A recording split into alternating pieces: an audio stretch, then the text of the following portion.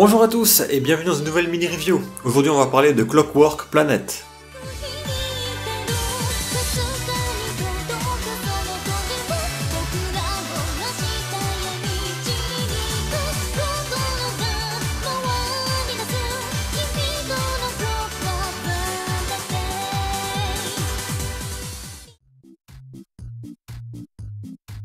Clockwork Planet est une science-fiction animée par le studio Xebec et éditée chez nous par ADN. Dans cet animé, on apprend que la Terre fut dévastée par les êtres humains il y a plus de 1000 ans. Mais avant qu'elle ne disparaisse définitivement, une étrange entité qu'on appela Y réussit à reconstruire intégralement la planète à l'aide de rouages et de toutes sortes de mécanismes ultra sophistiqués. Depuis ce jour, cette planète fut rebaptisée la Clockwork Planet. On commence l'histoire par la connaissance de Naoto Miura, un ado passionné sur tout ce qui touche à la mécanique complexe. Fan d'horlogerie, il essaie quotidiennement de comprendre leurs mécanismes afin de pouvoir les réparer, mais hélas pour lui, ça finit toujours par un échec. Son plus grand rêve serait de pouvoir étudier un automate, sorte de poupée mécanique possédant une technologie très avancée, afin de connaître leur fonctionnement. Et c'est son jour de chance, car son rêve tomba un jour au milieu de son salon. Il découvre une sorte de cercueil renfermant un automate d'apparence féminine mais inactive. Pourvu d'un talent particulier, Naoto arrive à visualiser un mécanisme grâce au son de celui-ci, lui permettant de trouver le moyen de le réactiver. Après une hésitation, il réussit finalement à faire revivre la poupée, qui lui sauva la vie suite à l'effondrement de son immeuble dû à l'atterrissage de sa capsule. Il fit donc la connaissance de Ryuzu, un étrange automate qui fut apparemment créé par ce mystérieux Y, et décida de faire de Naoto son maître personnel, lui qui est la seule personne à avoir réussi à la réactiver après plus de 2 siècles de sommeil.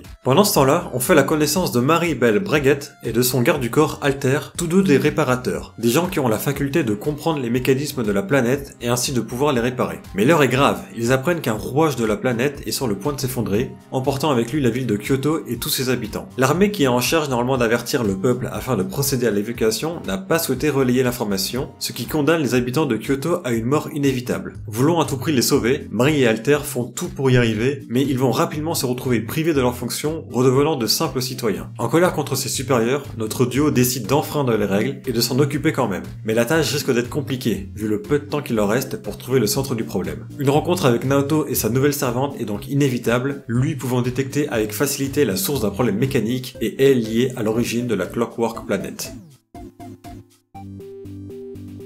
Pour l'instant, c'est plutôt sympa et j'apprécie pas mal l'univers. Ce petit côté post-apocalyptique dans un monde tout en mécanique où l'être humain était la cause principale de cette destruction. Ça fait un peu penser à notre vrai monde, même si ça m'étonnerait que notre chère planète se transforme un jour en un assemblage de rouages. Par contre, ce qui reste obscur, c'est l'identité de ce Y. On connaît rien de lui, si c'est un être humain, une machine ou bien même encore une vie extraterrestre. Le seul indice qu'on va pouvoir obtenir, c'est l'automate Ryuzu, qui est une création de Y. Mais en attendant, elle va continuer à vivre sa vie avec son nouveau camarade et dorénavant maître, Naoto. Pour en revenir à lui, c'est le genre de mec tellement omnibulé par ses horloges et les automates qu'il préfère rester dans son petit monde, à l'écart de la civilisation humaine. Mais il n'a pas l'air de si mal le vivre, et avec l'arrivée de Ryuzu, il est maintenant aux anges. Il n'hésitera pas à la complimenter, que ce soit sur sa beauté, sur sa force, car elle a plus d'un tour dans son sac. Même si elle reste assez passive à côté de Naoto, tout en étant un poil taquine avec lui, elle est prête à sortir les griffes sur quiconque qui osera lever la main sur son maître. L'autre duo qui nous intéresse est Marie et Alter. Même si elle a l'apparence d'une gamine, parce que c'est une gamine, elle n'en reste pas moins déterminée dans son travail et n'a pas froid aux yeux. Surtout aux côtés de son garde du corps. Lui par contre, il a pas l'air d'être humain, vu qu'il arrive à maîtriser à main nue des machines 3 fois plus hautes que lui, alors à moins qu'il possède une très grande force physique, mais je sens qu'il nous cache quelque chose. Donc à cause de la situation actuelle, les deux groupes vont forcément se rencontrer, et il est intéressant de savoir si la collaboration va correctement se réaliser. On est quand même en face de deux génies en mécanique, mais il n'en reste pas moins tous les deux assez jeunes. Et on sait que l'esprit de groupe n'est pas toujours facile dans ces cas-là. Mais ils vont quand même devoir trouver un chemin d'entente rapidement, vu qu'il leur reste moins de 24 heures avant l'effondrement de Kyoto. Donc un animé qui donne une bonne première impression et que je vais très certainement suivre jusqu'au bout.